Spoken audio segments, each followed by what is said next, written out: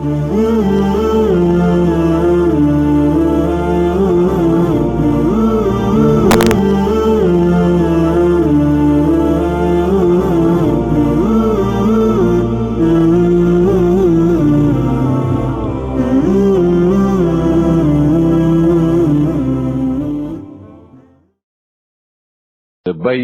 مبارکه سوره چې د قران عظیم شان اته نبیومه سوره ده په مدینه منوره کې را نازله شوې ده.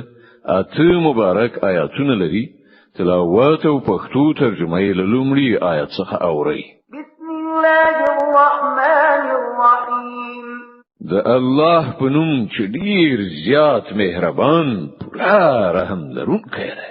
لم يكن الذين كفروا من أهل الكتاب والمشركين منفكين حتى تأتيهم البينة رسول من الله يتلو صحفا مطهرة فيها كتب قيمة. لأهل كتاب ومشركان څخه چې کوم خلک کافرو غوی له خپل کفر څخه راګزیدونکي نو څو چې هغه ته څرګند دلیل را نشي. یعنی د الله له لوري یو پیغمبر چې سپېڅلې صحیفه ولولي واوروي چې په هغه کې بيخي سمې صحیح لیکنې شوي وي. وما تفرق الذين أوتوا الكتاب إلا من بعد ما جاءتهم البينة. کوم په خوانیو خلکو ته چې کتاب ورکړ شوی وو په هغه کې بیلتون رانغی مگر ورسته له هغه چې هغه ته د سم لارې څرګند بیان راغی. وما أمروا إلا ليعبدوا الله مخلصين له الدين حنفاء ويقيموا الصلاة ويؤتوا الزكاة وذلك دين القيمة. او هغه ته پرته لدی بل هیڅ حکم نو ورکړی شوی چې د الله بندگی وکړي.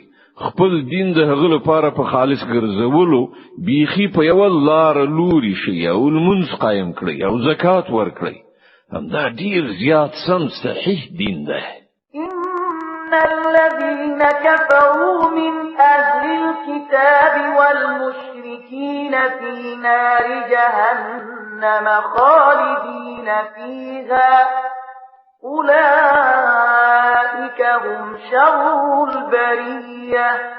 لأهل كتاب او مشرکانو څخه چې کوم خلک کافر شوي دي هغوی به ارومرو د دوزخ اور ته لاړ شي او د تل لپاره به پکې اوسېږي.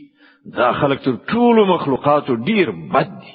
إن الذين آمنوا وعملوا الصالحات أولئك هم خير البرية.